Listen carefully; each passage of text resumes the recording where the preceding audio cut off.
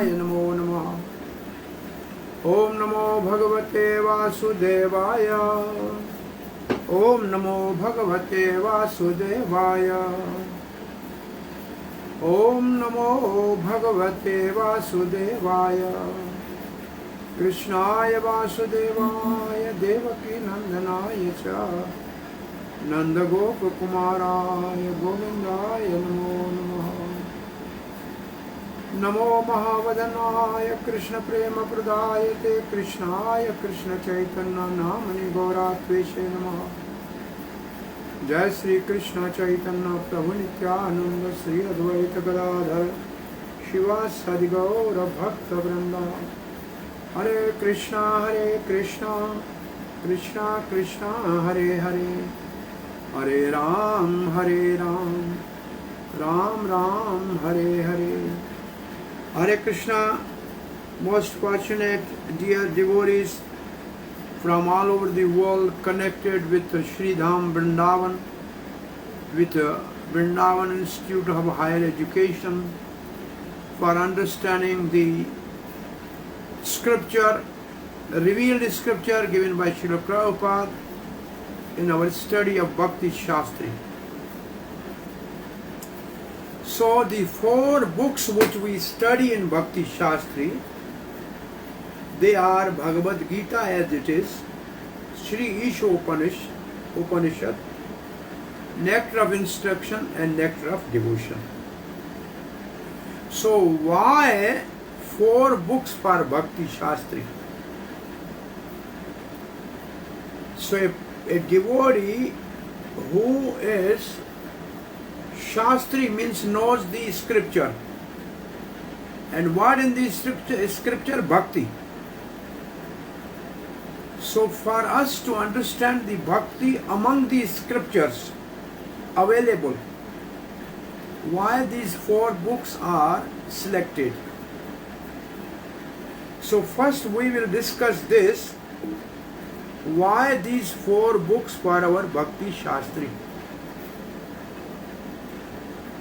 The 4 books of Bhakti-Sastry are, just you remember all these names, Sri Isopanishad, Bhagavad Gita, Nectar of Instruction, that is called Upadeshamrit, and Nectar of Devotion called Bhakti Rasamrit Sindhu. Out of these 4,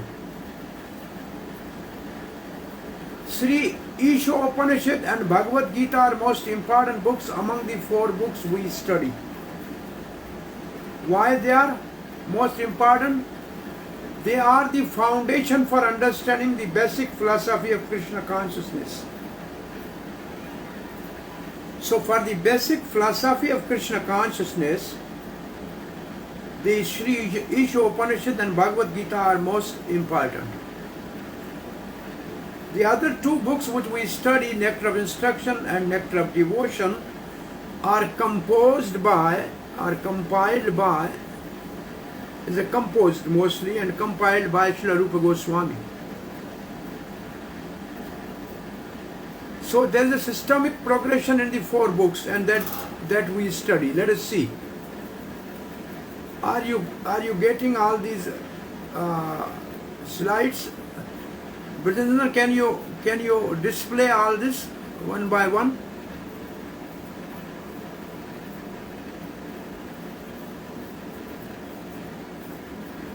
Yeah, the 4 books for Bhakti-Sastry, this is what we were discussing right now.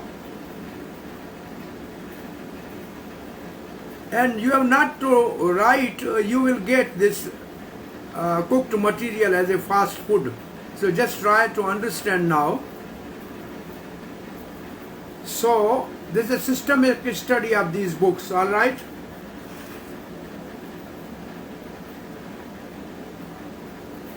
Now, according to the learned scholars, there are 3 different sources of knowledge.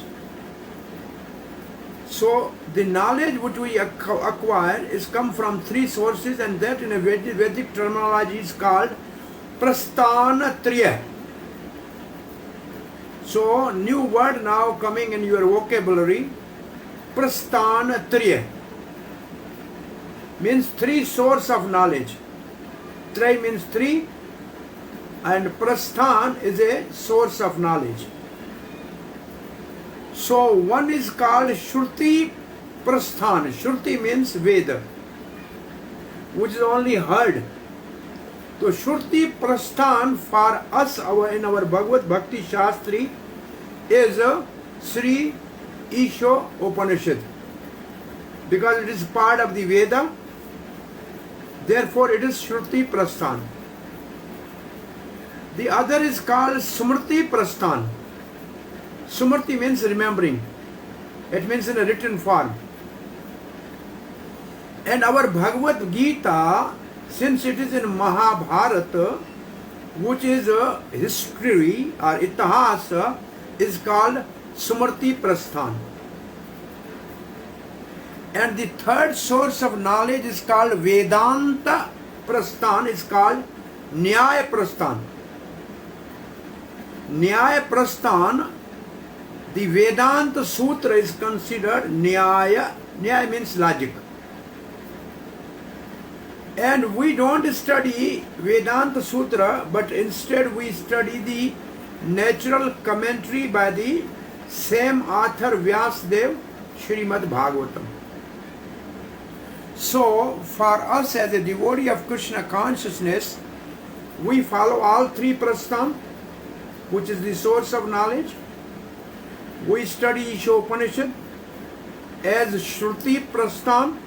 We study Bhagavad Gita as Smriti Prasthan, and we study Bhagavatam as Nyaya Prasthan. Now you have this chart. Prasthan Trai in Vedanta. In Vedanta there is a Prasthan Trai. So Shruti Prasthan, Vedanta means the ultimate knowledge. Veda, we will discuss what is the meaning of Veda and everything. So Vedanta, we have Shruti Prasthan, Isopanishad, we have Smriti Prasthan, Bhagavad Gita, we have Nyaya Prasthan, Vedanta Sutra, which we study as Srimad Bhagavatam. Now for our Bhakti-Sastry, we study 4 books.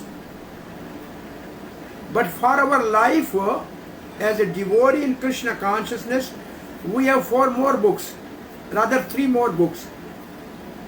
While Bhagavad Gita is same, we will study. Nectar of Devotion, same, we will study whole life. And Srimad Bhagavatam and Chaitanya Charitamrita. So this is our study for whole life. It means after Bhakti-Sastry, you should be inspired to do Bhakti Vaibhav, Bhakti Vedanta and Bhakti Sarvabhauma.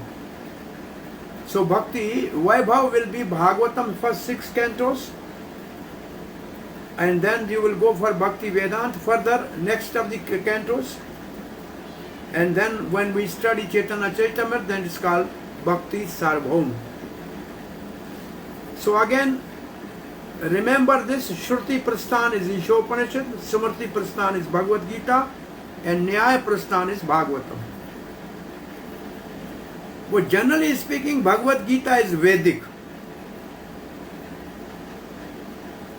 Srimad Bhagavatam is Vaishnava. And Chaitanya Charitamrita and Nectar of Devotion are Gaudiya Vaishnava. So this is in Prabhupada's books, so this is the hierarchy of progression in Srila Prabhupada's books. What we are studying now is Bhagavad Gita is Vedic. Then we will study Srimad Bhagavatam, which is Vaishnava.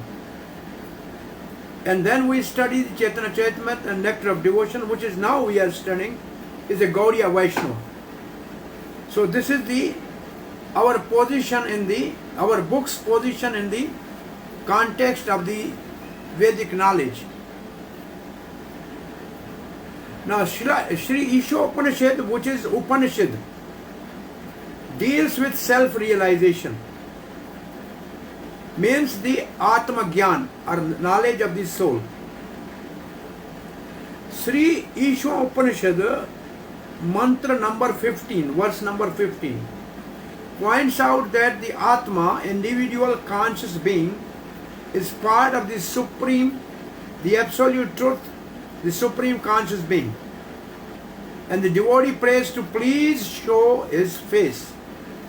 So in our Isha Upanishad, this is the 15 mantra which we will do in due course of time. Hiranyamayena patrena satyasya pihitam mukham tattvam pushyan apavrano satya dharmaya drishyaye. O Lord, sustainer of all lives, your real face is covered by your dazzling effulgence. Kindly remove that covering and exhibit yourself to your pure devotee. Satya dharmaya drishtyai. Sri Ishvara Upanishad points out that ultimately the absolute truth is person. This is established in Sri Ishvara Upanishad. Now, it means one thing we learn from Ishvara Upanishad is that the supreme absolute truth is a person. So whole study of Sri Ishvara Upanishad is we should reach to this conclusion that absolute truth is person. Now the question, who is that person? For that we study Bhagavad Gita further, which points out that the absolute truth is Supreme Personality of Godhead and He is Krishna. And this is confirmed in Bhagavad Gita 10:8. This is the first verse of the Chatur Shloki Bhagavad Gita. Aham sarvasya prabhava mat sarvam pravartate iti matva bhajatte mam buddha bhava samanvita. 7th chapter 7 verse Sutre Mani Gana Eva, and 10th chapter verse 12 to 14 Arjuna is saying Param Brahm Param Dham Pavitram Paramam Bhavam Purusham Shatvatam Divyam Adi Devam Ajam Vibhum. So after each two Upanishad, when we understand the Supreme Lord is person, we go to understand Bhagavad Gita. Who is that person? And that person is Krishna. He is absolute truth. Now, having established that Lord Sri Krishna is God in Bhagavad Gita, and Sri Krishna himself, how to attain him is also established in Bhagavad Gita. So God is Krishna. Now how to attain him? How to approach him? So the only process by which we can approach Supreme Lord is Bhakti. And this is also explained in Bhagavad Gita 11:54. Mat karma kin mat parmo mat bhakta sang varjita nirvaira sarva bhutesho. So, and then verse number 18th chapter 55 and chapter 4 verse number 3 Manushyanam sahasreshu prasiddhyati yatatam visiddhana. These verses you will study in Bhagavad Gita, but these verses point out that only by bhaktya mam abhijanati yavan tattvata. So only by bhakti we can know Krishna. So now we understood, we study Sri Isha Upanishad, we come to the conclusion that Supreme Lord is person. Then we study Bhagavad Gita to know who is that Supreme Lord, and we know he is Krishna. Then how to approach Krishna? The process is bhakti, and this is established in Bhagavad Gita. Now how to perform bhakti? It is also given in Bhagavad Gita. Bhagavad Gita 9:34 Manmana Bhavmat Bhakto Madhyaji Nam Mam Namaskuru is a process of bhakti. 9th chapter 13 and 4 Mahatmanastu Mam Parat Devim Prakritim Ashrita Bhajate Ananya Manso Gyata Bhuta Adimavayam Satatam Kirtanayanto Mam Yatatansya Dridvrta Namasyantasya Mam Bhaktya Nitya Yukta. So these are the verses which specifically speak how bhakti should be performed. Now, so the goal is to attain the Lord. In Vedic terminology, goal is called Sadhya. Now you are learning one more terminology, Sadhya. Sadhya means goal that we have to achieve. And the process by which we attain the goal is called sadhana. So now we are learning two new words. And Chaitanya Mahaprabhu said, Prabhu kahe, Chaitanya Mahaprabhu said, Pada shloka sadhyara nirnay. And the process to attain the God is bhakti, sadhana. So sadhana is bhakti. Now we have this verse from Chaitanya Charitamrita. Sadhya sadhanami na jane bhala mate sadhya sadhana sreshta jana amate. Chaitanya Mahaprabhu said, I do not know very well the aim of life, that is sadhya, and how to achieve it, sadhana. Please tell me the best ideal for humanity and how to attain sadhya sadhana sreshta. Means and the end. So sadhana is means and sadhya is end. Like you need a son, that is your goal. Now what is the sadhana? You have to marry. Then you have to go the process, then you will get son. So here son is for us Krishna Prem. For that we have to do sadhana bhakti, to awaken the Krishna Prem. So now we are coming back to our books. Through the Sri Isopanisad and Bhagavad Gita, Sadhya is established. These two books establish the goal of human life, Sadhya. And through the two books, Nectar of Instruction and Nectar of Devotion, sadhana is explained, how to attain sadhya, process of achieving the goal. And what is that? Bhakti. With connection to sadhya and sadhana, there are three important concepts we need to learn from the Vedas. Now you are coming to know the three more words. So till now we have learned Prasthantraya, Shruti Prasthan, Smriti Prasthan, and Nyaya Prasthan. Then we were the two new names, Sadhana and Sadhya. Sadhya is a goal and sadhana is the means. Now we are learning three more words. Bhagavana Sambandha Bhakti Abhideya hai Prema Priyojana Veda Tina Vastu kahe. The Supreme Personality of the Godhead is the central point of all relationship, sambandh.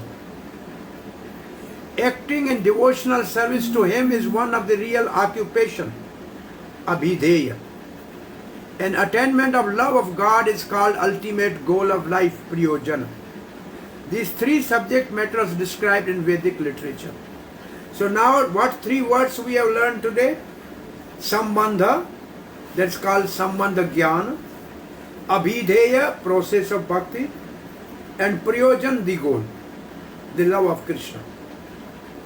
So now the example given here is, now first you know about some very beautiful car, BMW. Then you go through the process, earn money, that is the process of bhakti. And then you buy it, that is the goal. So first you know about the thing, then you go through the process and then you get it. So knowing about God is called Sambandha Jnana. Going through the process to achieve the goal is bhakti, and the goal is priyojan. So Sambandha, Abhideya, Priyojan. And generally when we preach, we say like this. You know, when the boy and girl, they are of mature age, then we are looking for a right boy for a girl. And we know what are the qualities of the boy, how he looks like. So we know the knowledge about the boy. Then we develop relationship with that family. That's called sambandh. Traditionally in India language, it's called Now they are our sambandhi. We have a relation with them. So this is sambandh gyan, to know about Krishna, how he looks, how beautiful he is, how merciful he is, how magnanimous he is. Then this sambandh means boy is at his home and girl is at his home, and at her home. Now they have to marry, because a girl has to serve the husband. So that is called abhidheya. Now we as a devotee start serving Krishna by devotional service. But what is the purpose of marriage? To get a child. That is a prayojan. And the prayojan is Krishna prem. So now go to the next slide. You see Bhagavan is sambandh. And that we get from Sri Isopanisad and Bhagavad Gita. So Bhagavad Gita and Sri Isopanisad gave us sambandha gyan. And Bhakti Abhideya Upadesha Amrit tell us how to perform Bhakti. And also the part of the nectar of devotion also tell us how to perform Bhakti. But Prayojan or Prem is main subject matter of nectar of devotion. So we are studying the all three subjects of Veda. The Sambandh through the Bhagavad Gita and Isopanisad, and then Bhakti through nectar of instruction and nectar of devotion, and also Prayojan through nectar of devotion. So here general information is over. Now we are just focusing on Isopanisad. So Sri Isopanisad, the knowledge that brings one near to Supreme Personality of Godhead, Krishna. So the purpose of Isopanisad is to acquire knowledge that bring us near to Supreme Personality of Godhead, Krishna. So it's called Upanishad. So we will know and learn something about what is Upanishad and what are Vedas. The head of the Vedas is called Upanishad. Head means the brain portion. They are final conclusion of Vedas. Upanishad are the topmost knowledge of the Veda. That means head. And it is called conclusive knowledge. So it is called Vedanta. In the words of the followers of Vedanta, they are called Shruti Prasthan. So what are Upanishads? They are Shruti Prasthan. So Shruti text without author, they are eternal. They are aparushya, without a person. Now Vyasa, in order to harmonize the statement of Upanishad, wrote Vedanta Sutra. That is the Nyaya Prasthan. Work involving logic to find the meaning of the Upanishad. That is the meaning of Vedanta Sutra. Now Vyasa also compiled Mahabharata and Purana, which he also wrote, are called Smriti Prasthan. Smriti texts authored but followed the Veda. They are written but they follow the Vedas. Now we are going to something to know the terminology which will come in Bhagavad Gita somewhere. In a Vedic system, in Indian school of philosophy, there are six system of philosophies. So you have this slide there. Are you seeing the six system of philosophy? Is it there on the screen? Yes. Yes, Prabhu. Okay. So first is called Nyaya, and the professor or propounder of the Nyaya is Gautam. Then we have VIHE, and the propounded or the professor of that is Kanad Rishi. Then there is Sankhya, which is propounded by Kapil Dev, which is in our Bhagavatam 3rd canto. Sankhya means analytical study of the Vedic knowledge. And then there is a Yoga, Patanjali. Patanjali is Yoga Sutra. And there Purva Mimansa, that's Karma. which Krishna speak to Nanda Baba when he want to stop Govardhan Puja. When he want to stop the Indra Puja and worship the Govardhan, he used the philosophy that's called Karma Mimansa or Purva Mimansa. And the author for that or the professor for that is Jaimani Rishi. And their Uttar Mimansa or Brahma or Vedanta Sutra or Brahma Sutra. And that is the author is Vyasadev. The professor is Vyasadev. So simply you have to know at least there are 6 philosophies which are part of our Vedic knowledge.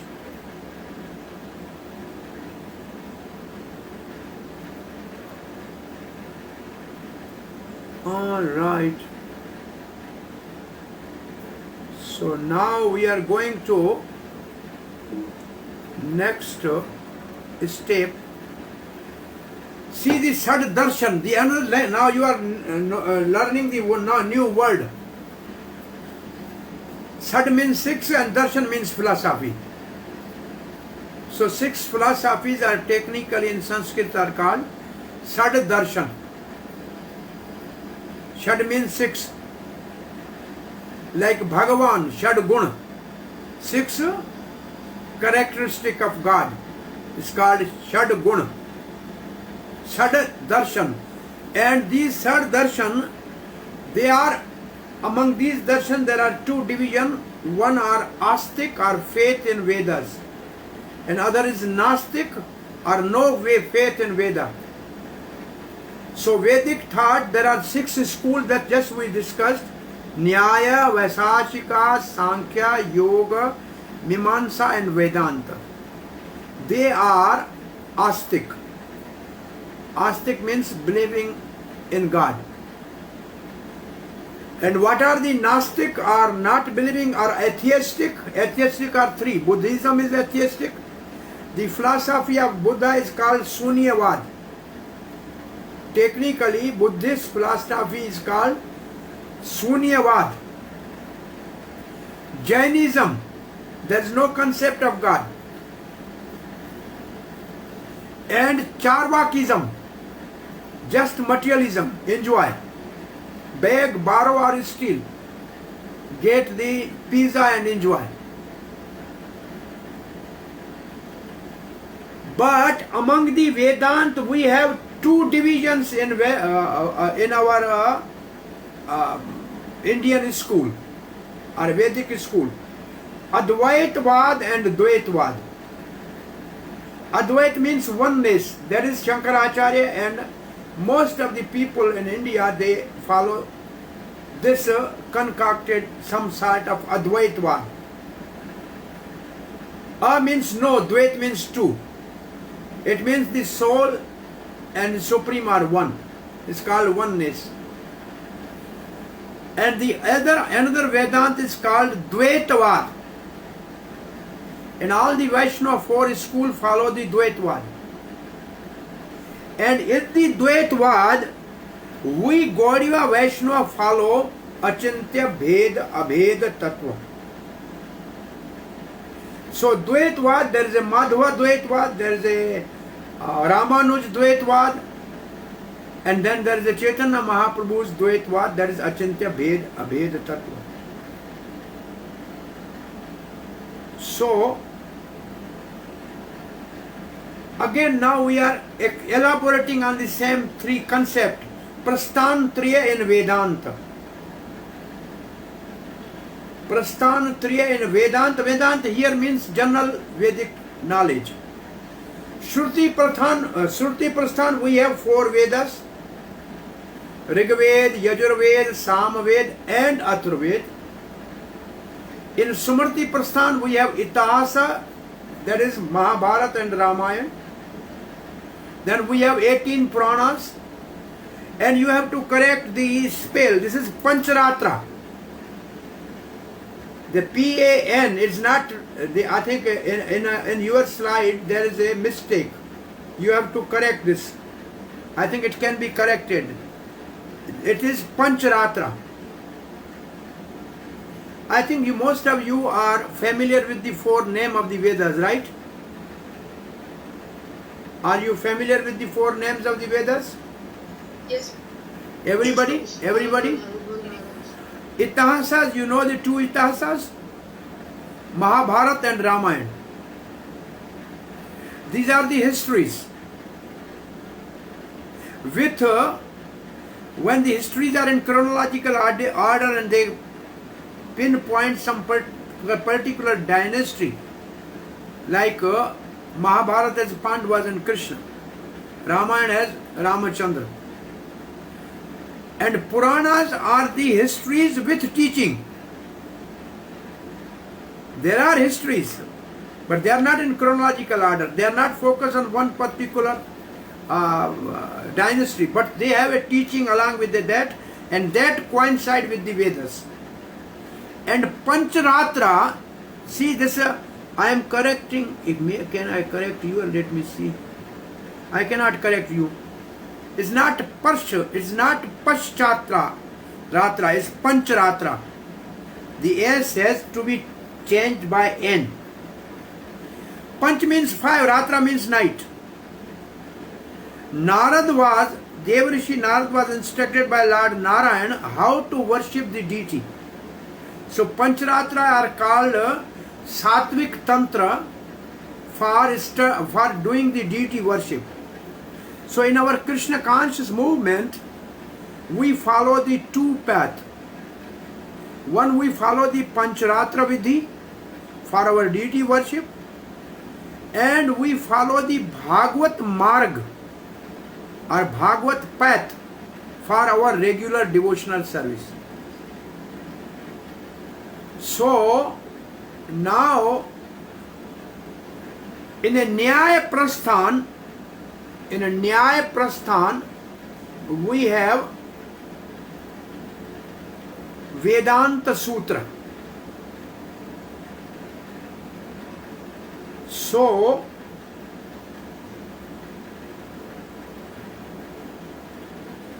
till this time you have any question, or shall we continue? Because now we'll know what is the meaning of Ved, what is the meaning of Upanishad, what is in the Vedas. This is just general knowledge. Most of this is not for your examination. It is just to make oriented with the Vedic system of knowledge. So you have any question by till now? Yeah, Prabhu, there is one word in the sixth philosophy, my immersion, or that word, what's that meaning? Oh, meaning for philosophy is called darshan. No. There is six philosophy branch, and then there is one word I cannot understand. What is that? Mimamsa. Well, this is a Mimamsa. These are the two type of Mimamsa. Purav Mimamsa, Uttar Mimamsa. Purav means first, Uttar means next, after that, like primary and secondary.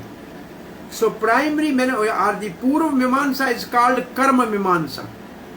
Mimamsa. So they say only karma will give the result. There is no need actually for the God or some demigod. And the Uttar Mimamsa is Vedanta Sutra or Brahma Sutra. So the word is Mimamsa, which is Sanskrit word used for this school of philosophy.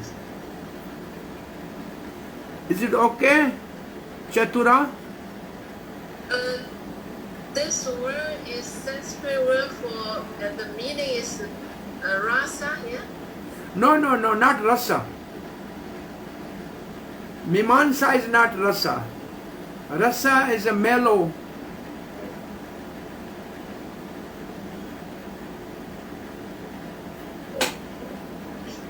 Anybody else? Any question? Hare Krishna, Prabhuji. Prabhuji, can you please explain Sadhya and Sadhana once again? Okay. Sadhya means goal. And sadhan means to achieve the goal.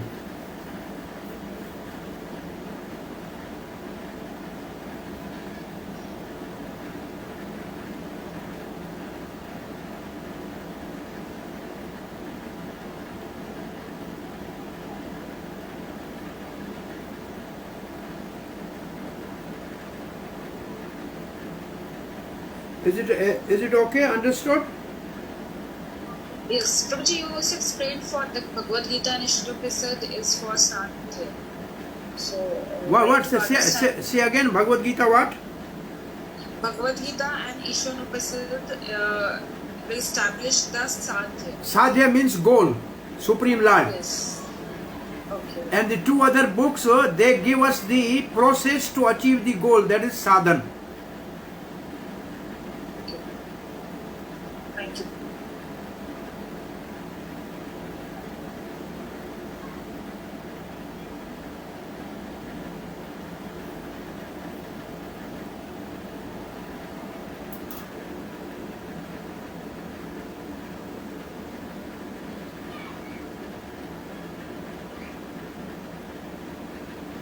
Sarvabhauma Prabhu. Yes. Hare Krishna Prabhu. Yeah. Mimamsa means actually detail of some knowledge. When karma mimamsa means detail of knowledge of the karma, and Vedanta means detail of the knowledge of the Vedanta. Oh yes, Girdhari, Govardhandari, what is your question? Okay. It's just because I want to know the name of some, for example, yoga propounded by Patanjali. Patanjali. Yeah, you will get all this slides. I will ask them to send in your email box. You will get this. Okay. Yeah. Just three names was missing for me. Okay. Mimamsa and Vedanta. Yeah, Mimamsa is a Purva Mimamsa, is called Karma Mimamsa, which Krishna used to defeat the arguments of the Gopas, Nanda and Upananda, that don't worship Indra. He even has to perform his action because we are, he's doing his karma. We should worship God. That philosophy is called Karma Mimamsa. Right. Only the name of the sage who was. Oh, sage, Mimamsa, Jaimini. Jaimini is one of the disciples of Vyasadeva. And for Vedanta? Vedanta is Vyasadeva himself. Veda Vyas. Veda Vyas, yes. Right. Thank you, Hare Krishna Prabhu. Yes, anybody else? So some new terminologies are very clear to you. So we can proceed further now, okay? Yes. Okay, now we are introduction to the Vedas, divisions of the Vedas. Upanishads are crown jewel of Veda. What is Upanishad? It is the head or the top or the crown jewel of the Vedas. Means what is in the Vedas? The topmost is Upanishad. Then what is Veda? The Vedas comes from the verbal root with, VIHE, with, meaning to know or be aware. The Sanskrit meaning is like this. Vedayati dharmam brahmacha vedaha. The scriptures that teaches about dharma and Brahma is called Veda. So Veda is a scripture, Veda is a revealed scripture which provide us the knowledge about dharma, which means religious principles, and Brahma means Supreme Lord. So Veda provide us two type of knowledge. Vedas are scriptures. They give us two type of knowledge. Knowledge of the religiosity and knowledge of the Brahma, which means Supreme. So what are the Vedas? They are sound incarnation of Lord. They have no author for Veda. It has come from the breath of the Lord. It's called Aparushya. Means no, Parushya means person. It is not brought by any person. It is came directly from Supreme Lord. So it's a sound incarnation of Lord. And all the Vedas, they are in verses. And verses are in meters. And meter, when the verse is in meter, is called mantra. So Vedas are in verses and verses are in meter, and therefore they are called mantra. Now if there is a collection of mantra, if you say 100 mantra, 200 mantra, then that section of the collection of mantra is called sukta. Sukta. You may have not to remember all this, but this is a knowledge for you. So it's called sukta. And collection of sukta is called Santa. Now Santa, you know Brahma Santa. You know Manu Santa. So these Santa, they are collection of mantras which become sukta, and sukta becomes Santa. So Veda has 4 divisions. Now what we are learning is Veda, which give the knowledge of the Dharma and Brahma. They have 4 divisions. So Veda have 4 divisions. One is called Santa. So what is Santa? Collection of mantras, which is sukta, and collection of sukta, that is called Santa. So Santa is collection of sukta. Now the another branch of the Veda is called Brahmanas. Brahmanas is not like the Brahmana, Kshatri, Vaishya which we know. These Brahmanas are the Vedic knowledge how to perform different yagyas or sacrifices. So that portion of the Vedas which deals with the different type of sacrifices and the rules for that, they are not in mantra generally, they are not in a meter, they are in a prose. That is called Brahmanas and a prose, which is the second division of the Vedas, which has the mantra for and rules for performing different sacrifices. So it is in Karma Kanda. The third portion of the Veda is called Aranyaka. They are very similar to the Brahmanas. And the fourth portion of the Veda is called Upanishad. Now, before we go further in more detail, what we discuss is Veda has 4 divisions. Santa, Veda has 4 divisions. Santa, Brahmana, Aranyaka, Upanishad.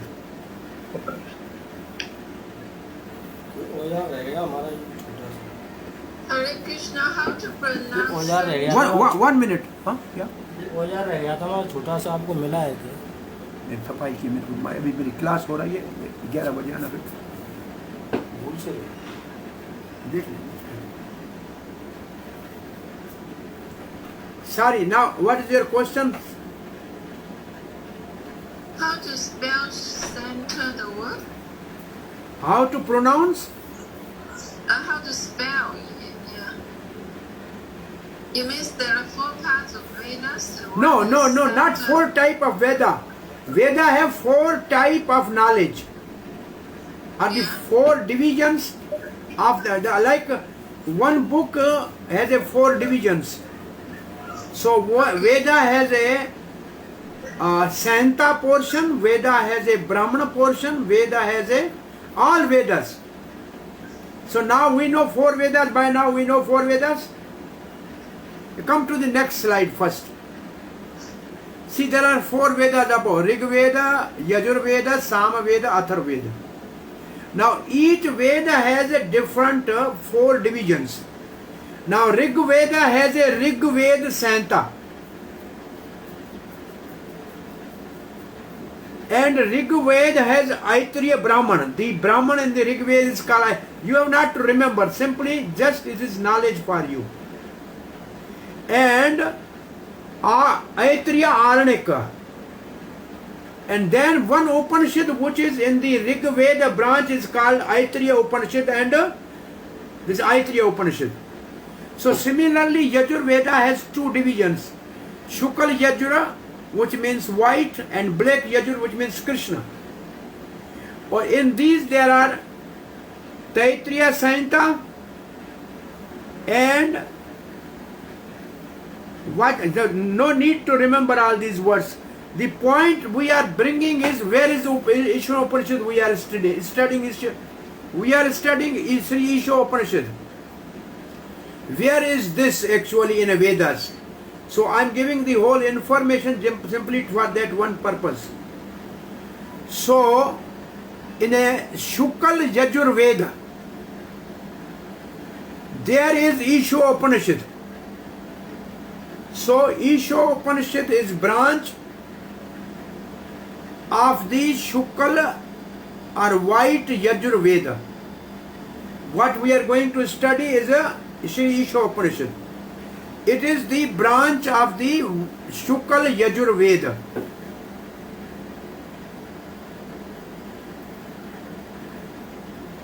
And in Bhagavad Gita you will always get the quotation from different Upanishads, and they are here written. Say Atharvaveda has a Mondik Upanishad.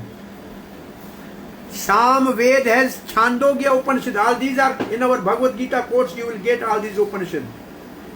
So this is the information how each Ved has a 4 portion.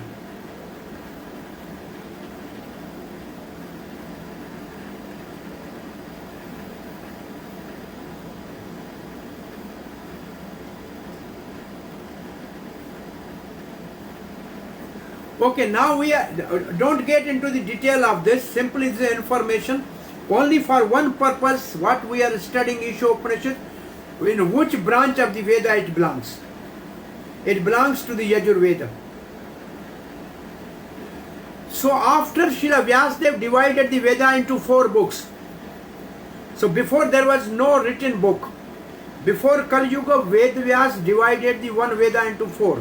Rig, Yajur, Sam and Athru. And his disciple further divided them, each Veda in 1130 divisions. And this is given in Kurma Purana. So, previously Rig Veda was divided into 21 sections, Yajur Veda in 100 sections, Sam Veda in 1000 sections, Athru Veda in 9 divisions. Each division has 4 minor divisions, namely Santa, Brahmana, Aranyaka and Upanishad. Thus together 4 Vedas contains altogether 4,520 divisions. There is no need to remember simply. But at present most of these texts are disappeared due to the influence of time. We can only find 11 Santas, 18 Brahmanas, 7 Aranyaka and 220 Upanishads, which constitute source only mere 6% of the entire Vedic canon. So right now only 6% of Vedas are available. Now Vedic knowledge is available. Now you get this chart simply. Srila Vyasadeva, he divided the 4 Vedas. Rig Veda, the professor of Rig Veda is called Paila Rishi.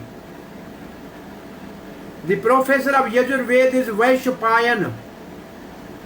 The professor of Sama Veda is Jaimani. And the professor of Athra Veda is Samantu Muni or Angira. So now Rig has 20 Santas, Yajur has 100, Sam has 1000, Athra has 9. So altogether this is what is given in a chart what we discussed earlier. The point we have to understand is that Vyasadeva made one Veda into 4 before Kali Yuga. And he gave to his 4 disciples, they are professor of each Veda. So Rig is Payal, Yajur is Vaishpayan, Sam is Jaimani and Athra is Angira. Now we are coming to the meaning of the Upanishad. What does Upanishad means? those scriptures which help the practitioner achieve liberation and bring the person close to the Lord are called Upanishads. So Upanishads are the scripture which liberate one from material bondage, number one. Number two, it brings one near to the Supreme Lord.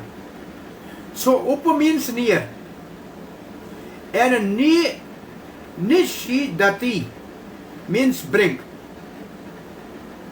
Or the word may be divided as Upa means near, with Ni means certainly, and Sad means to loosen, destroy or attain. So that knowledge would loosen bondage with certainty, destroy the ignorance concerning Jiva's Swarup, and bring one close to the Lord is called Upanishad. So we are studying Sri Isha Upanishad. So what we will get? We will loosen the bondage certainly with material world, destroy the ignorance of our Swarup, and we will come near to the Lord. So Upanishad is called Brahma Vidya. The another word for the Upanishad is Brahma Vidya. Or it is called Rahasya Vidya, very confidential, secret knowledge. It is imparted by the Guru to the disciple who realizes it in his heart. Generally, Upanishad is spoken by the spiritual master to the disciple. It is very confidential. And now, out of all these Upanishads, the first 10 are named there. Isha Kena Kattha Prasanna Munda Mondukya Taitriya Aitriyam Cha Chandogyam Bradda Aranyakam Tatha. Along with Svetaswar Upanishad, this makes 11. So 11 Upanishads altogether are most important. So Shankara Acharya wrote commentaries on these Upanishads.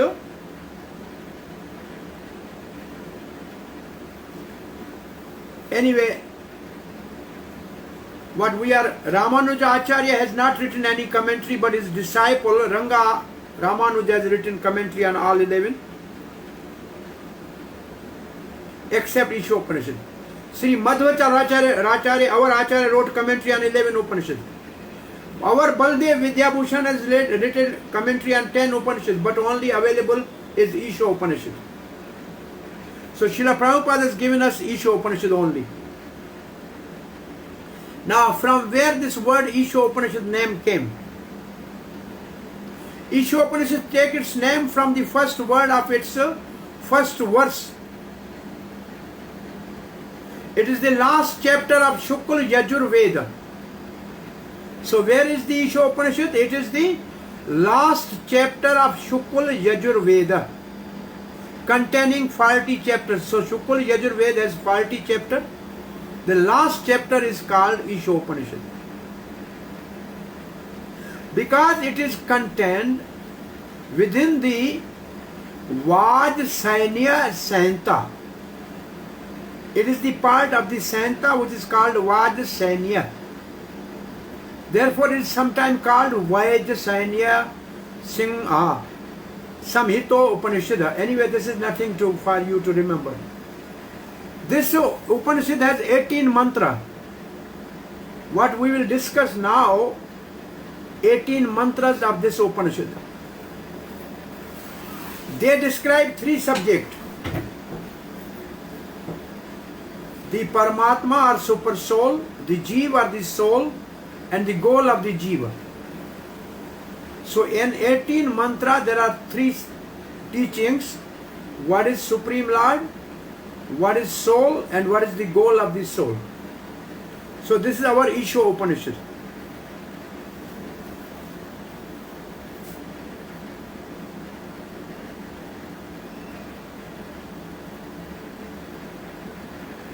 What is the sum and substance of Shruti, including Upanishad, Smriti, Nyaya, Prasthan, all? What is the sum and substance? Vyasa, after writing all scripture for benefit of Jiva, wrote Bhagavatam. To explain meaning of Vedanta Sutra, Mahabharata, Gayatri Mantra and Vedas, everything is in Bhagavatam. It is worshipped as a crown jewel of all scripture. Bhagavatam contains essence of Shruti, Smriti, Nyaya, Prasthan. So what we are now telling you that don't get worried about all these different names. Bhagavatam has everything in it. Vyasadeva compiled Bhagavatam, which contains essence of Shruti, means Vedas and Upanishads, which contains Smriti, means all Puranas, which contains Nyaya Prasthan, which means the Vedanta Sutra. Thus we can understand the meaning of scripture through the conclusion of Bhagavatam. It means all the meaning of different scriptures should be centered around the meaning of Bhagavatam. Thus the meaning of Upanishad should not contradict conclusion of Bhagavatam. It means the meaning of Upanishad should be in line with Bhagavatam, because Bhagavatam is the ultimate final compilation of Vyasadeva. Now these verses are from Bhagavatam just for your knowledge. How Bhagavatam is everything. Yah swanubhavam akhila shruti saram ekam adhyatma deepam atititra tarshatam tamoandham sansarinam karunyaha purana goyam tamavyasa shonam upayami gurum muninam. I surrender to son of Vyasadeva, Sukdev Goswami, the incomparable guru of all sages, who mercifully spoke the Puranas full of hidden meaning, the sense of all scripture and the sense of hearing, for all the people of this world even in the future, who spoke the Bhagavatam, which revealed the excellence of the Ras to Sukdev, and which is the revealer of Atma for those desiring to cross dense ignorance with ease. Next verse says, Sarva Vedanta Saram hi Sri Bhagavatam ishyate tadarasa mritatripalsya na anyatara syada rati kvache. Srimad Bhagavatam is declared to be the sense of all Vedanta philosophy. One who has felt satisfaction from its sweet rasa will never be attracted to any other literature. Veda Puranam Kavyam cha Prabhu Mitram Priyaye cha Bodhayanti tihi Prabhu Trevad Bhagavatam Punaha. A very wonderful Srila Jiva Goswami in a Tattva Sandarbha has given this verse which says, the learned say that the Veda instruct like master, guru. Purana instruct like friend. And poetry or kavita, poetry instruct like a lover. And Srimad Bhagavatam instruct like all three of them. It teaches us like a master, it teaches like a friend, it teaches like a lover. So Bhagavatam include everything. Like I am just giving one example for you. It's like this. Vrindavan is Madhurya Dham. Krishna has a loving pastime. Dwarka is Aishwarya Dham. Krishna is very magnanimous there. And Mayapur is Audarya Dham. Chaitanya Mahaprabhu is very magnanimous. But Jagannath Puri has all three. The Jagannath temple is like Dwarka Aishwarya. But in Rath Yatra, when the Rath goes to the Sundarachal, from Neelachal, which is Jagannath temple, to the Sundarachal, which is the Gundicha temple, that is like Vrindavan, Madhurya Dham. And where Chaitanya Mahaprabhu stayed, Gambhira is Audarya Dham. All three are there. So what is in the Vedas, what is in the Puranas, and what is in the different poetry, all is in Bhagavatam. It teaches like a master, like a friend, and like a lover. Now 1 minute. Yeah, one minute. Okay, till this is all information for you. Now we are starting our book after that. Introduction to the teaching of Vedas. This is the introduction in our book which Srila Prabhupada has given a lecture in London that is included as an introduction of our book Sri Isopanisad. Now you can come and ask question. Okay, welcome. Hare Krishna Prabhuji, you spoke Vrindavan has Madhurya, Dwarka has Aishwarya, and Mayapur has Audarya. Audarya means magnanimous. Audarya.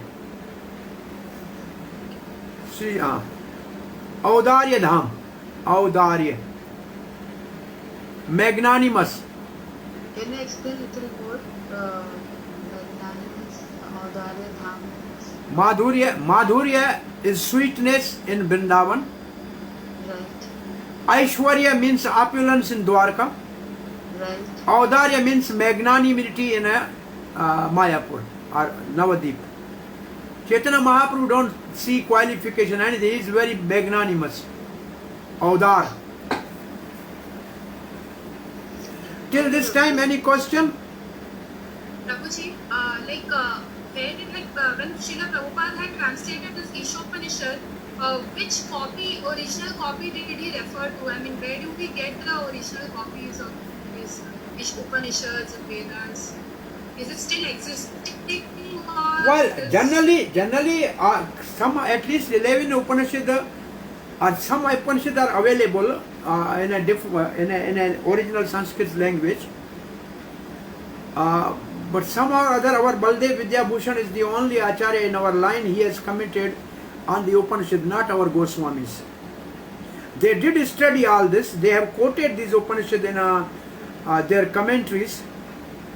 But as such, an Upanishad commentaries are written by Baldev Vidya Bhushan, and Srila Prabhupada has only one Upanishad of Baldev Vidya Bhushan commentary is available with us.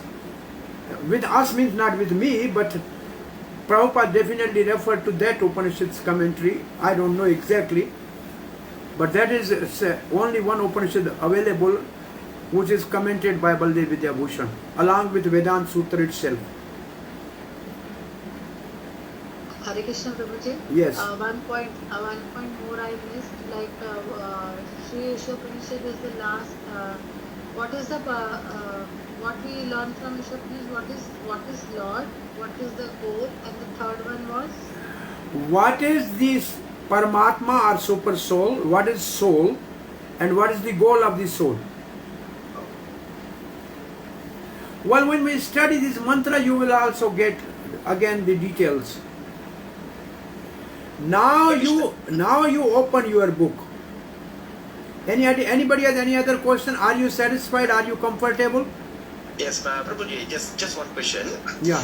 You're saying about the Santa. Is that Samhita you meant? Yeah, Sahanta. It's called Samhita, right? Samhita. Samhita, alright. Right. So how we pronounce it? Samhita or Santa? Samhita. Generally Sahanta or Samhita. Like we call Brahma Sahanta. Santa, alright. Yeah, Brahma Sahanta, the same words which is in Brahma Sahanta, that is the Sahantas, Brahmanas, Aranyakas and Upanishad. Each Veda has 4 subdivisions. No, just about the pronunciation, because Samhita is right. Right way to say is Samhita. Samhita, okay. Right. Thank you, Prabhuji. Hare Krishna Prabhuji. Yes. You can please elaborate a little about Aranyakas? Aranyakas are like Brahmanas. It means there are prose mantras for some performance of Veda or some. Generally, Aranyaka word means forest. What is it they are doing in Aranya means forest. But Aranyakas means some procedure in the Veda for performing austerities or some tapasyas or yagyas. So we are not actually referring to all this. This is simply information. What, as a preacher, somebody can ask how many Vedas are there. We must know. What are the portion of Vedas? We must know. So this is simply a knowledge. Thank you, Prabhuji. Okay. So now Sri Isopanishad, the knowledge that bring one nearer to Supreme Personality of Godhead Krishna, Introduction, teaching of the Vedas. This is what we are opening now, our book. Now you open your book and you see overview of introduction. As we have 4 defects, Veda is the source of knowledge, para number 1 to 5. In our book, the first 5 paragraphs, they deal with the 4 defects, and the Vedas is the source of knowledge. And then the 6 and 7 para, Veda gives universal axiomatic truth. Then the 8 and 9 para, Vedic knowledge is superior to Pratyaksha and Anuman knowledge. So this we will now read and learn all these words. Pratyaksha means direct, seen by senses. And Anuman means getting knowledge by deduction. And 10 and 12 paragraph, Vedas, Krishna, only way to know about transcendental realm.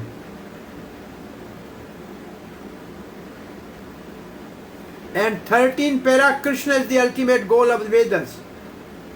And the last 2 paras, 14 and 15, is history of Vedas and Vedic essence.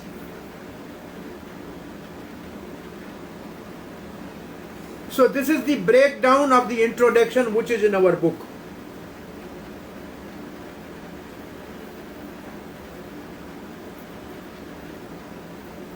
Is it okay?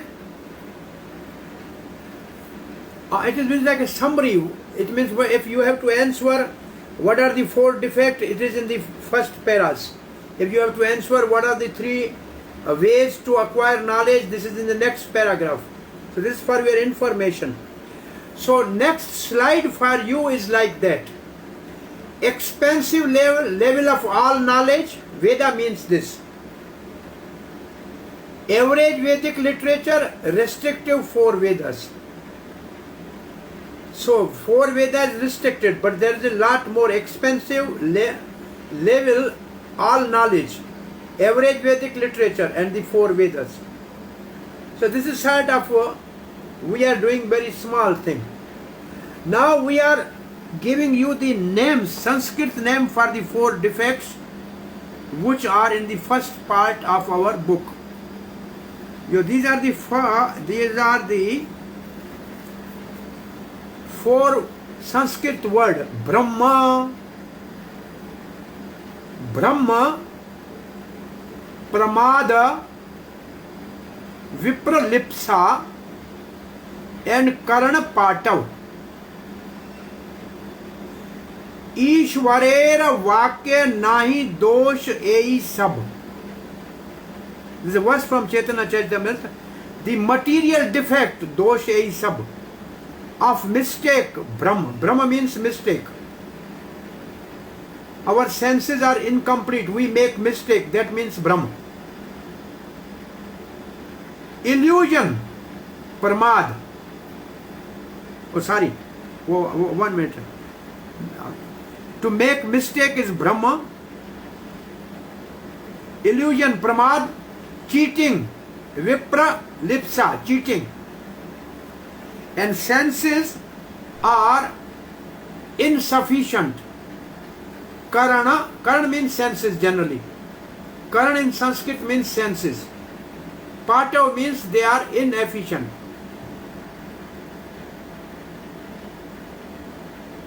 These defects are not in Supreme Lord, Ishwar Vakya. In the words of the Lord, there are no 4 defects. Human has 4 defects.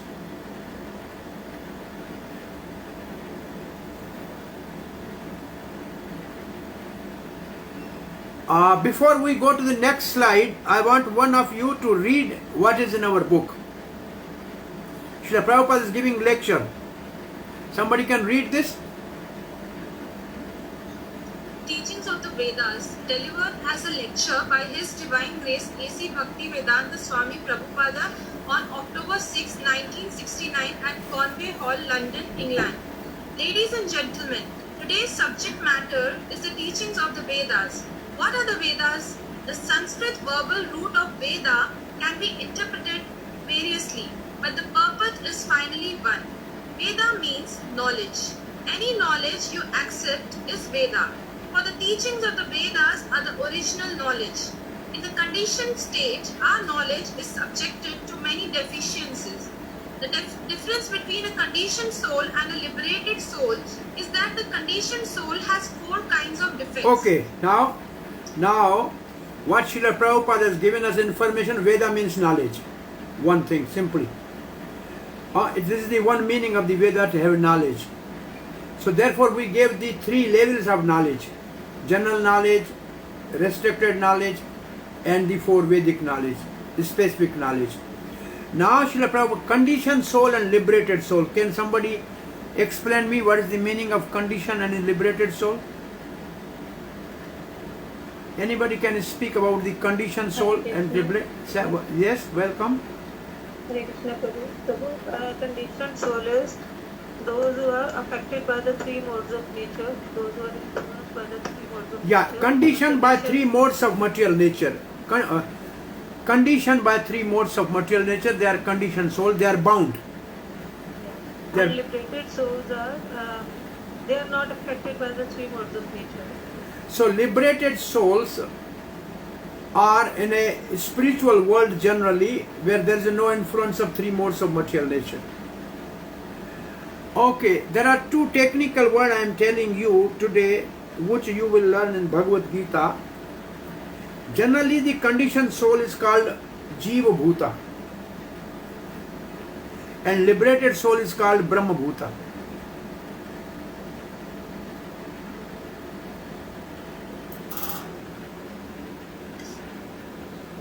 So the conditioned soul has 4 defects. Now we have reached to this level.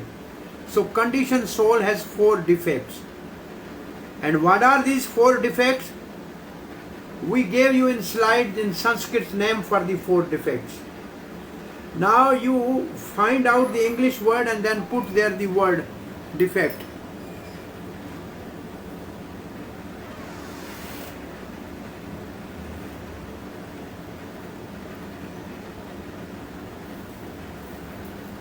Hare Krishna.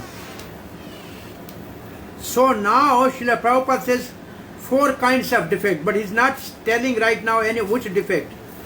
For example, in our country, Prabhupada is just giving example, Gandhi.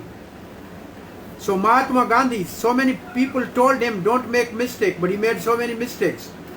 No, in Delhi somebody friend told don't go, you will be killed, but he went. So this is the history.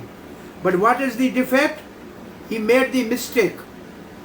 So what is the word for making mistake? Brahma, right? The first word of mistakes, Brahma. So he made mistake. So Prabhupada is giving the example of mistake, Gandhi. So there are so many of them make mistakes. Kennedy made mistake, okay? So to error is human. Prabhupada is giving a common saying, error is human.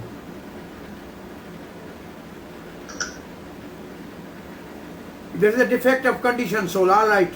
Another defect is illusion. What is the name for illusion? Pramada. Pramada. Right. Pramada.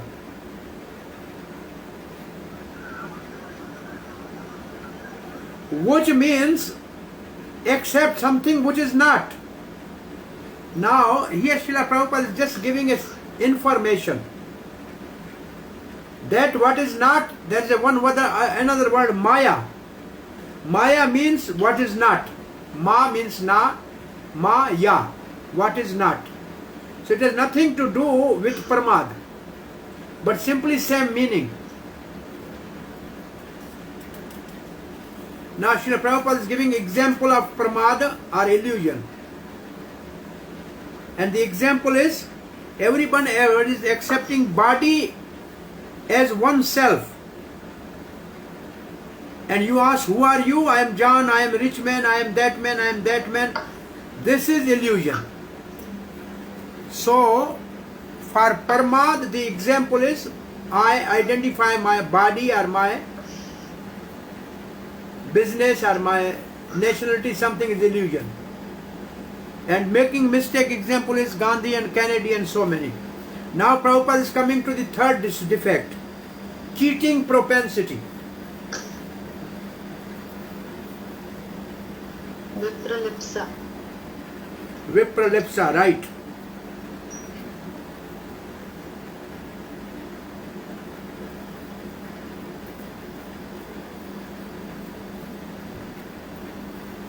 So many people, Prabhupada used to say, so many professors teaching but they don't know.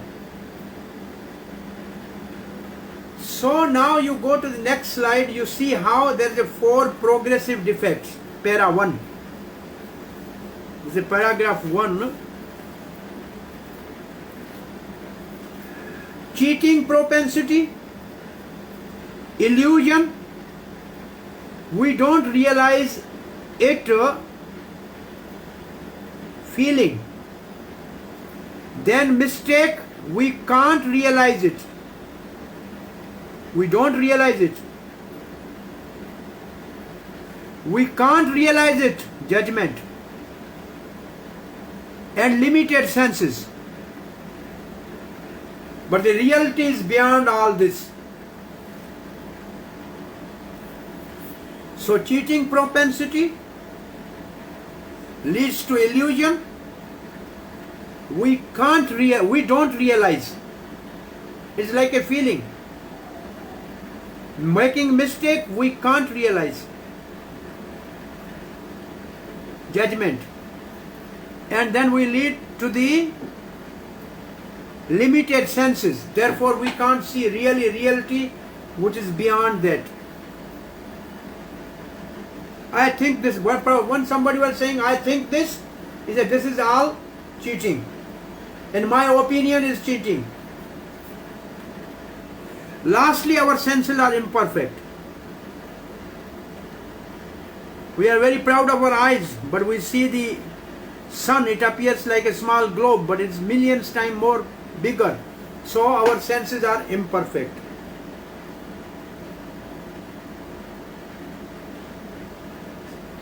Prabhupada is challenging. Your senses are imperfect and you say, show me God. But do you have the eyes to see God? You will never see if you haven't the eyes. If the room is dark, you cannot see your hand.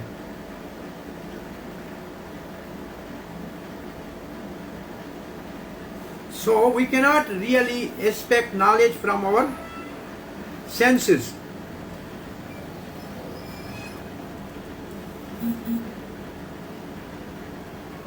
Therefore we should accept Vedas. Now I am just giving one example for you to relish and then we go further. Some person was walking in a street and he overheard from within the house, cut his arm. No, cut the arm, cut the head, cut the neck. The man heard this. He went to the police. He said, there's a murder going on in so and so house. Police surrounded the house with the guns. They knocked on the door. An elderly man came out. He said, what is this? Somebody was cutting neck, somebody was cutting hand. Some murder is going on. Oh, the old man was laughing. He said, I am tailor. I am teaching my student. Cut the arm, means cut the cloth, make an arm, cut the neck, collar. So it's all that was going on is teaching the tailoring system, but from outside he heard and whole police came there. So this our defect, we cannot really understand. Even we see directly, we cannot understand. So now we are going to the next paragraph.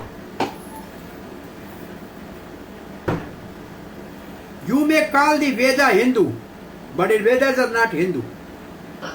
But Hindu is the foreign name. So how the word Hindu came? Hindu came from Persian. When the people from Iran used to come to the present India, they used to cross the river Indus. The river Indus is called Sindhu. In a river is called Sindhu. So they cannot pronounce the word S. They call Hindu. Those who are living on the other side of river Indus, they are Hindu. So in this way, word Hindu came for the people living in beyond the other side of the river Sindhu. And then the river Indus, Sindhu is called Indus, so it become Indian. But actually Hindu word is not there, Indian word is not there. We are, Prabhupada would say, we are Varna Ashram, we are Sanatan Dharma. So Hindu word is foreign.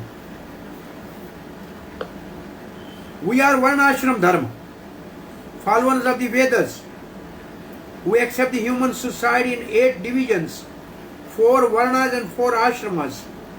You all know the name of these ashramas which are given here, and all of you must be knowing all this.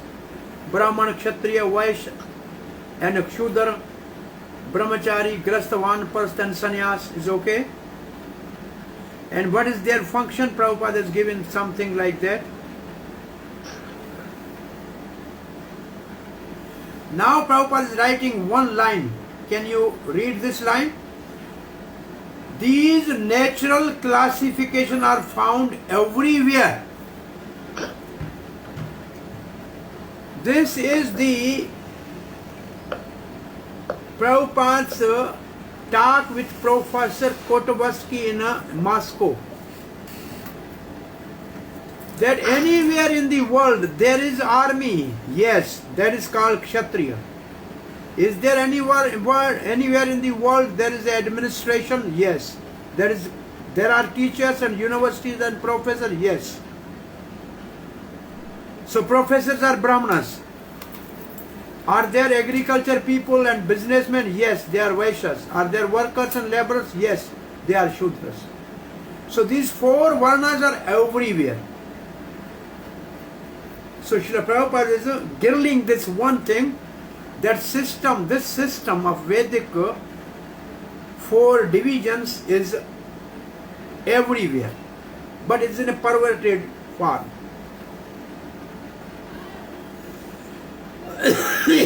Now Prabhupada is telling something, Vedic knowledge is perfect. So this is the Vedic principle and we accept it. So Varna Ashram is a Vedic principle, we accept it. And it is all over the world, people don't accept it. And the example Prabhupada is giving, Vedic principles are accepted as axiomatic truth. It means you cannot argue and you cannot do research. You do research is okay, but it's not arguable at all. For instance, in India, cow dung is accepted as pure. And you will find the Vedic injunction that if you touch the stool, you have to take bath immediately. But in another place it is said that the stool of cow is pure.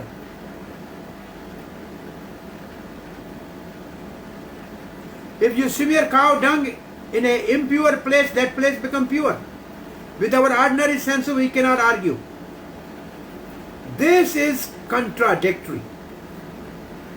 This is contradictory. Actually it is contradictory. Actually it is contradictory from ordinary point of view. But it is not false. It is fact. In Calcutta, a very prominent scientist and a doctor analyzed cow dung and found that it contained antiseptic properties.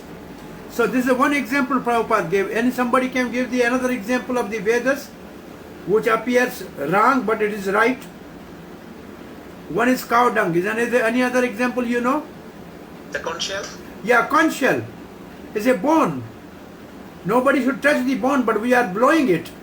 with the mouth. It is a Vedic version, that's it. Now in India, if one person tells another, you must do this, the other party may say, what do you mean? Is this Vedic injection? It means if it is Vedic injection, there is no argument.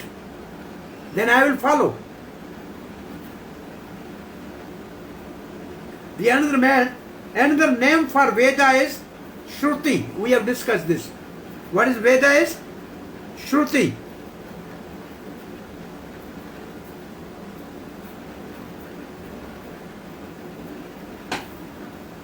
Okay.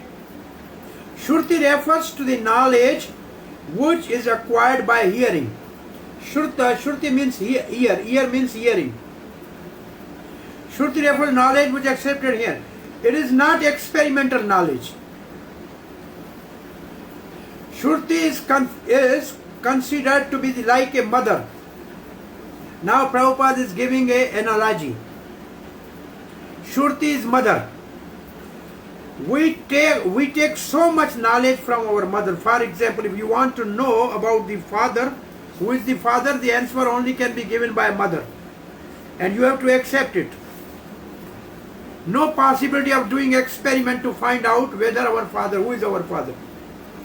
Similarly, if you want to know something beyond your experience, beyond your experimental knowledge, beyond the activities of the senses, then you have to accept the Vedas. So Vedic knowledge is beyond experience, beyond experiment, and beyond activities of the senses. So Srila Prabhupada said, Vedic literature is like a mother. Then who is the father?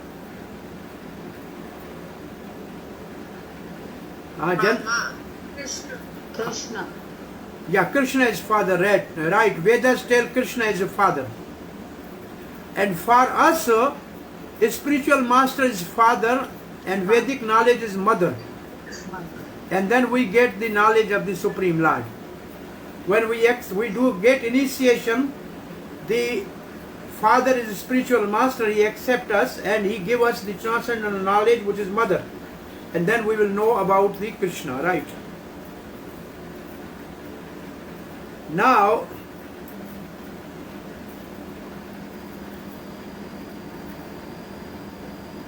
it has already been experimented. It is already settled. The version of the mother, for instance, has to be accepted as truth. There is no other way. The Vedas is considered to be mother, and the Brahma is called the grandfather, the forefather, because he was the first to be instructed in the Vedic knowledge. In the beginning, the first living creature was Brahma. He received the Vedic knowledge and imparted it to the Narad and other disciples and sons. And they also distributed it to their disciples. In this way, the Vedic knowledge comes down by the disciplic succession. It is also confirmed in Bhagavad Gita. The Vedic knowledge is understood in this way. So this is one question in your question bank. Now in your question bank, you got the question bank? Yes, sir. Okay, you got the question bank. So in your question bank, first question is, list and define the three main type of evidence. It has not yet come. We will reach to this. Next, list the 4 defects of the conditioned soul, each illustrated by relevant example or explanation given by Srila Prabhupada. We have discussed this. Do you have any question about this question? Hare Krishna, Prabhu. Yes. Prabhu, till now we haven't got the question bank over issue of this. We have got only a Bhakti. Okay, anyhow, I have got it. They will send you. So what I am saying, this is a question number 2 in question bank. 4 defect and the example given by Srila Prabhupada. Elaborate on that. The third question is, what are some advantages of receiving knowledge from the Parampara? That's what we are discussing now. So till this, what we have learned till this, there are two questions in our question bank. Question number 2 and 3. How do we know that the Vedas are actual authoritative? How we know that Vedas are actual authoritative? So these are the 4 questions from our introduction. Is okay? So we are reading further our introduction. In Bhagavad Gita also Parampara, Evam Parampara Praptam Evam Rajarishyo Vidu Sakale Neyamata Yogo Nashra Parantapa. This is the 4th chapter.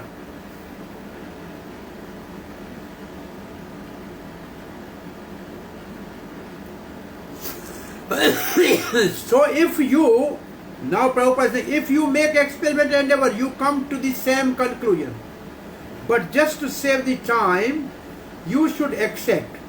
If you want to know who your father is, and if you accept your mother as the authority, then whatever she says can be accepted without argument.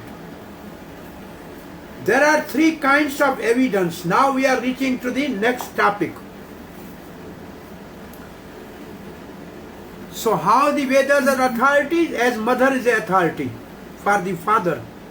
So knowledge of the Veda is already experimented. So this is the argument. Oh, now 3 new technical words you are going to learn. 3 evidence for knowledge. There are 3 kinds of evidence about knowledge. Pratyaksh means direct. Anuman and Shabda. Shabda means Vedic knowledge. Shabda means transcendental knowledge. So first is direct knowledge by senses. Second is deductive knowledge by deduction, Anuman. And third is transcendental, Shabda. So now you know the 3 languages.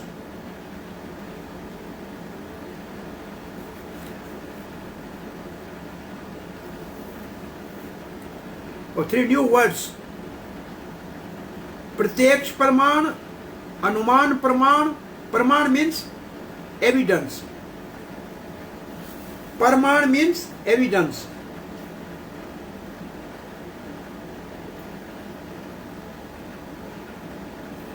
Pratyaksh means direct evidence.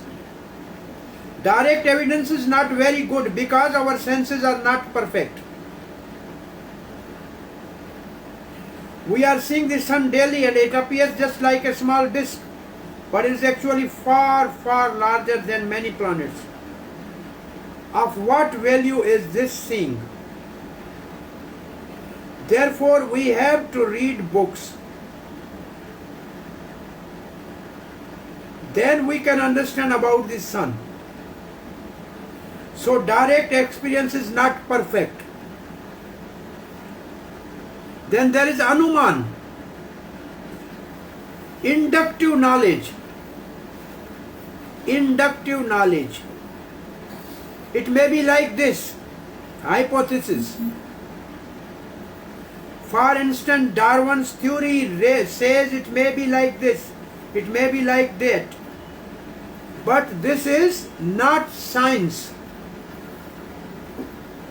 There is suggestion and it is also not perfect. But if you receive the knowledge from authoritative source, that is perfect.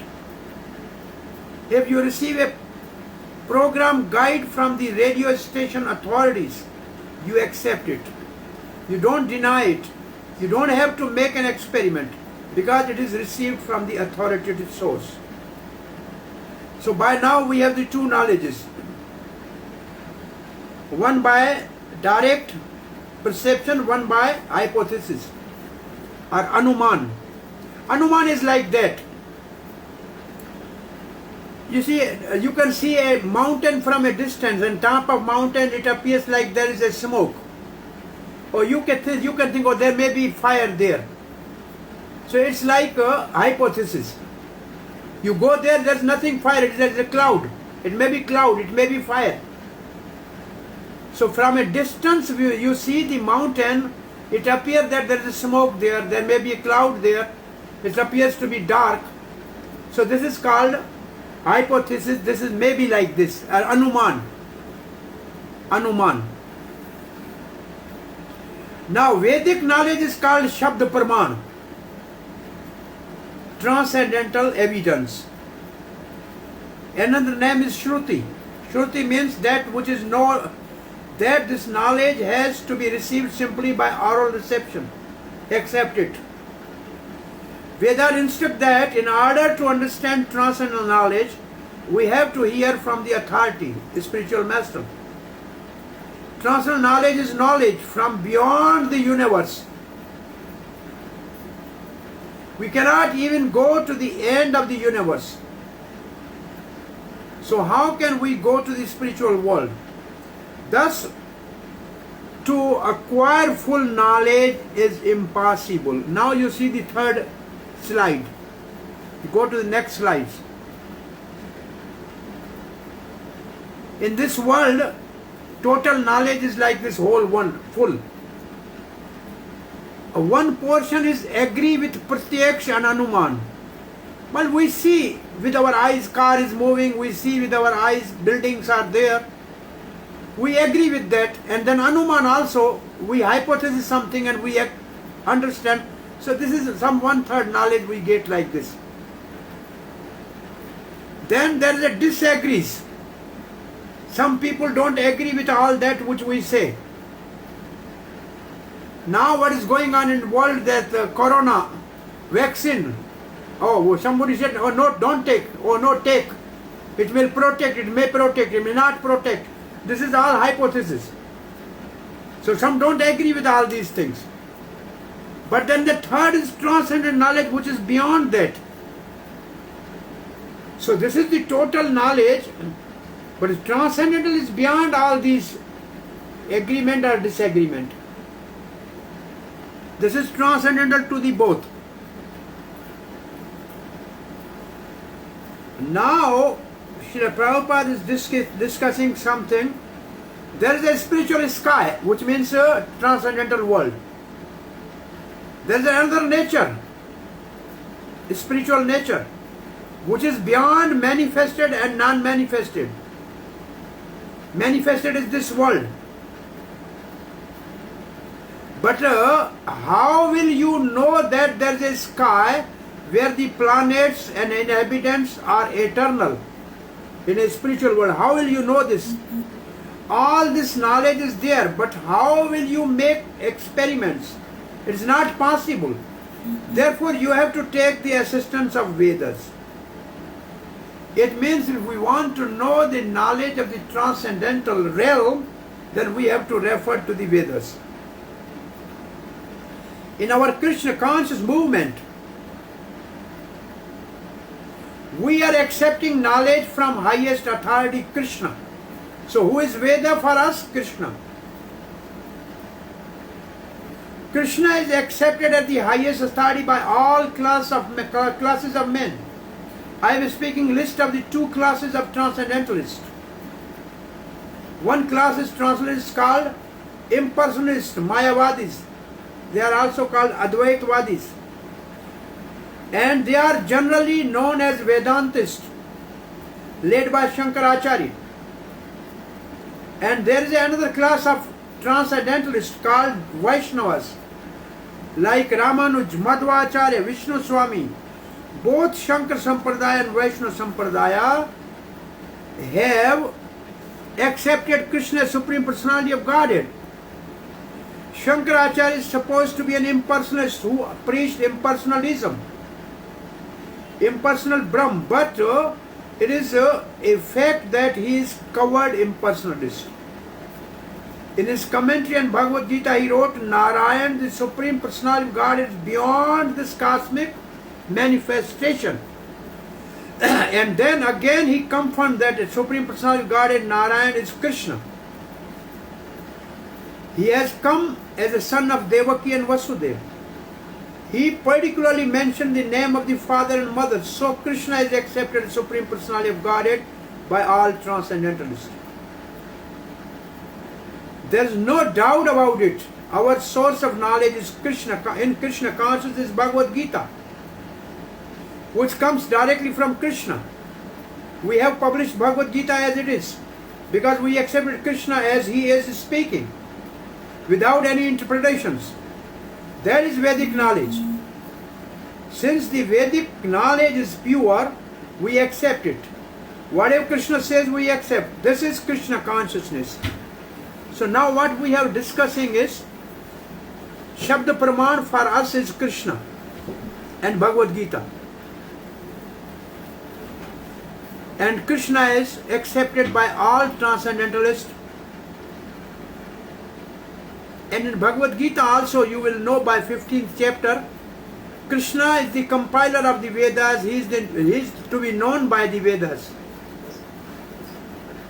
Vaidescha sarver ahameva vedyo vedanta krita videva chaham. So Srila Prabhupada is writing now two system of knowledge now. Now this portion is over. Three praman. Praman means evidence. Pratyaksh Praman, Anuman Praman and Shabda Praman. This section is more or less over. Now we are going to two ways of gaining knowledge. This is para number 8 and 9. You see the slide. One is called inductive knowledge.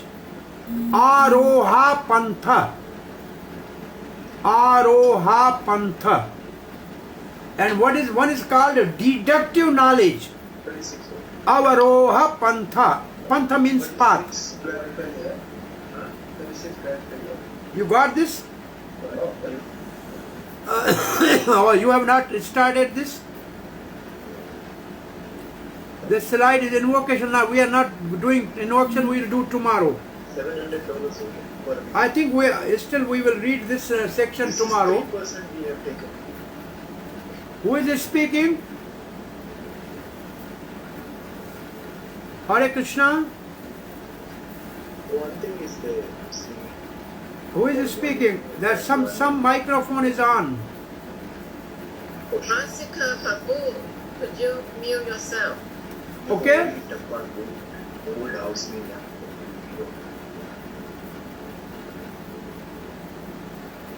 Okay. Okay. Now, Rasika Mataji.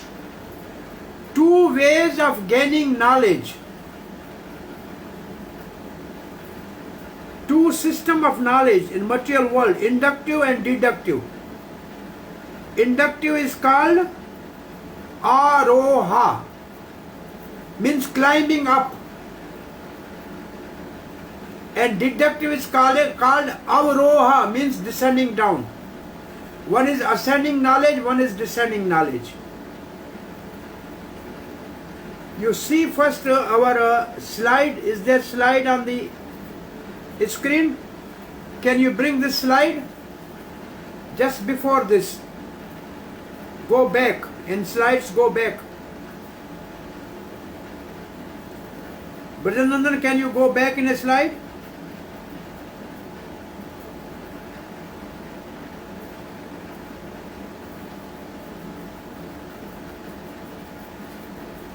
No?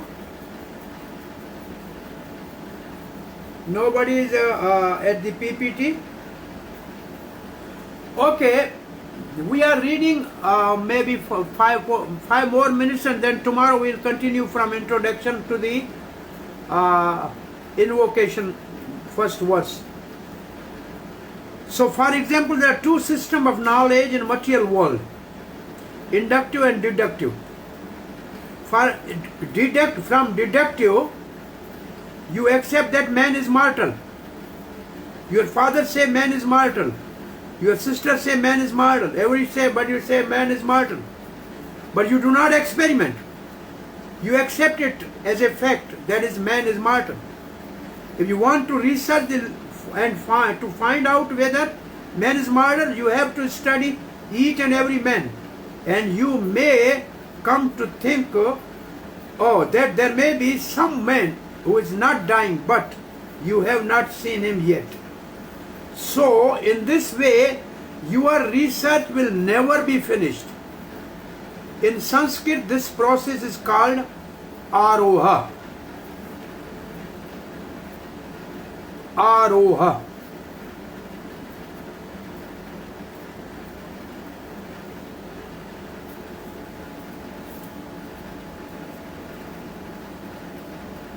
The ascending process. Aroha means ascending process.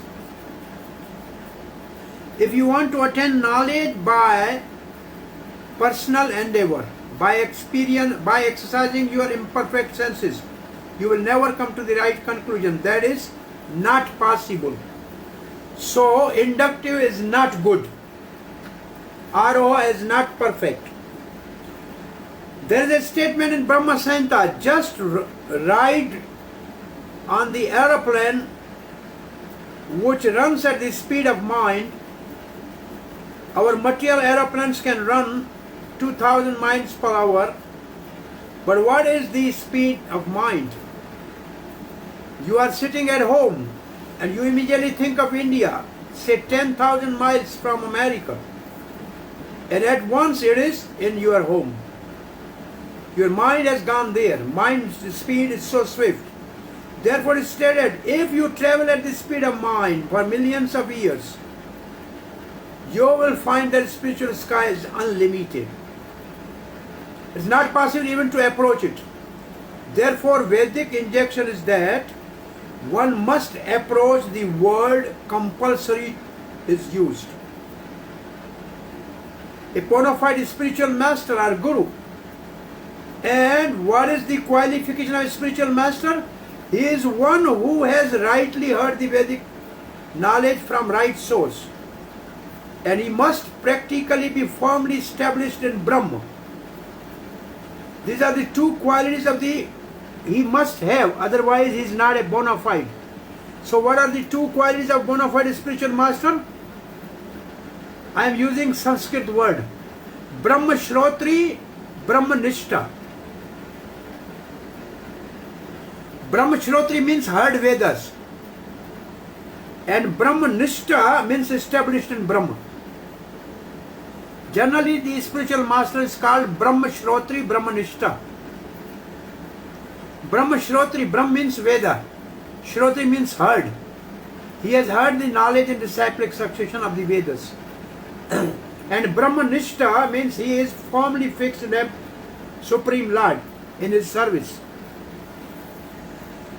So this Krishna conscious movement is completely authorized from Vedic principles. In Bhagavad Gita, Krishna says, actual aim of Vedic search is to find out Krishna, 15th chapter. Vaidescha sarver aham eva vedyo. In Brahma Samhita, it is also stated, Krishna Govinda has innumerable forms, but they are all one. Brahma Ramadi Murti Shukala Nyameta Tishtan. This is the verse from Brahma Samhita. Govindam Adi Purusham. They are not like our form which are fallible. Achyuta, Achyutam. His form is infallible, Achyuta. My form has a beginning, but his form has no beginning, Anadi. It is Ananta, unlimited. And his form, so many multi-forms, has no end. My form is sitting here and not in my apartment. You are sitting here, there, and not in your apartment. But Krishna can be everywhere at one time. He is in Golok and he is everywhere. Golok eva nivasti atma bhuto. He is in Golok, but he is in everybody's heart as a Paramatma, as a super soul. He can sit down in Golok Vrindavan and at the same time he is everywhere, all pervading. His original and oldest. This is the information about Krishna. But whenever you look at a picture of Krishna, you will find a young boy, 15, 20 years old. You will never find an old man. But you have seen picture of Krishna as a chariot driver of Bhagavad Gita. At that time he was over 100 years. He has children and grandchildren. But he looked just like a boy, Krishna, God. Never become old. That is the supreme power. And if you want to search out Krishna by studying the Vedic literature, then you will be befilled. It may be possible, but it's very difficult. But you can very easily learn about him from a devotee. This is a verse from Brahma Santa. Vedeshu adurlabham atma bhakto. This is the verse. It's very difficult to find Krishna from a study of Veda, but very easy to find Krishna through devotees association. I just generally give one example. Veda is like ocean. Veda is an ocean. Now you have seen the ocean with a salty water. Can anybody drink salty water? No. Can any cultivation be done by salty water? No. But that same salty water, when evaporated by sun and become a cloud, and when it is poured down in the rivers, it becomes sweet and everybody can drink and can cultivate. Similarly, the Vedic knowledge is like an ocean. The spiritual master is like a cloud. He takes all the knowledge, essence of the knowledge from the Vedas and give us easily digestible, like a cloud gives the sweet water. Same from the ocean. So a spiritual master is a devotee. He will make us understand God easily. By studying Vedas, it is not possible. It's very difficult. Like ocean water cannot be drunk. So Vedic knowledge cannot really lead us to the Krishna.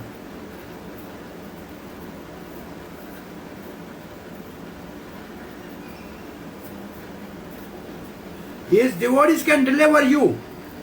Krishna se tomar, Krishna dite par. This is the Vaishnava song.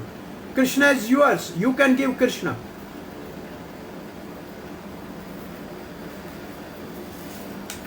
Now there is a last portion in which there is a description of the Vedas.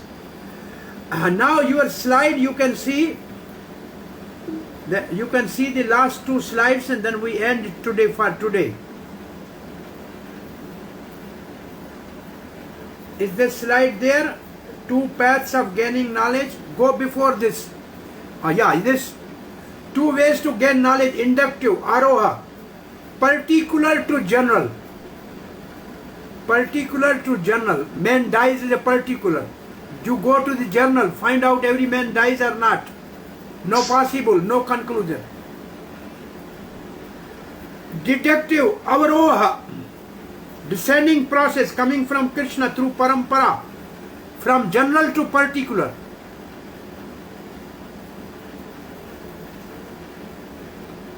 So, this is the verse of the Brahma Santa, which is Srila Prabhupada has quoted. You go to the next slide. Just it is a paraphrase in our book. Panthastu koti shatavasta sampragamayo vayur tatha vimanaso munipungavanam yopiasti yata prapadasimnaya avicintya tatve govindamadi pursham tamam.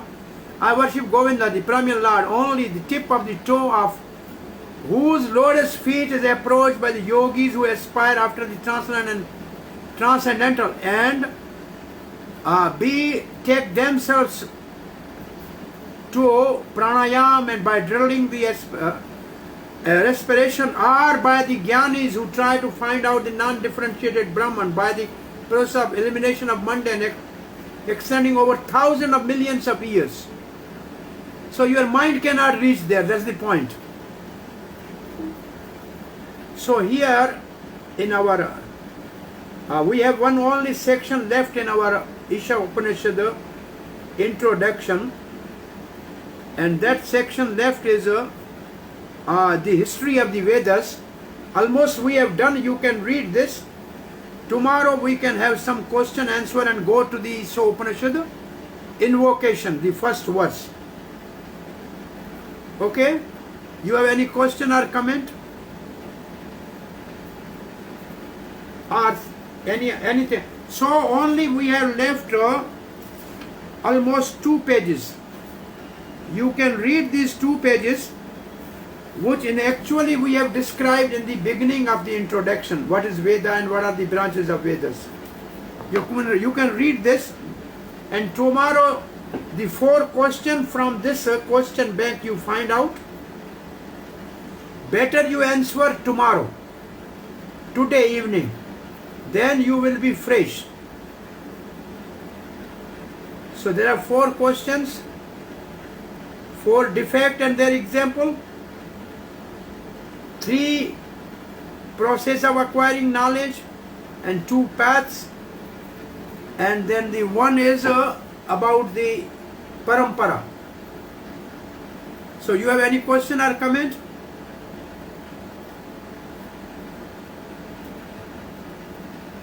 We haven't got the question back now. You got it? The question bank is now uploaded into Google Drive.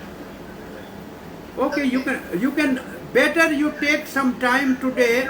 It may take maybe 1 hour.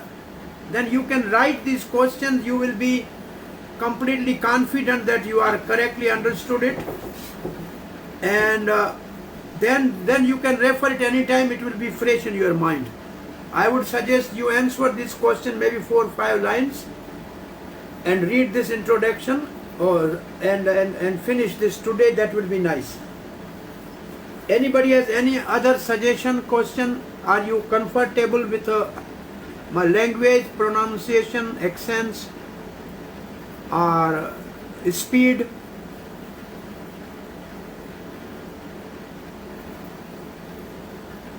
Yes? Anybody has to say? Very good. Very good. Wonderful class, Prabhu. Very nice. And all this material you will get, this written material you will get. All slides they will send you every day. Maybe some portion or the whole they can send you. So now you have to answer these 4 questions, okay? And maybe tomorrow when we start, before we start, we will ask these 4 questions. And maybe you all may not be able, maybe busy, not be able to really compile. But at least some of you must write and tomorrow read, and the others can take advantage from your answer. Is okay? Then tomorrow we will start the invocation mantra, and maybe the first mantra of Isha Upanishad. It's okay? Thank you very much. Srila Prabhupada ki jai, Isha Upanishad ki jai. Hare Krishna. Dandavat pranam.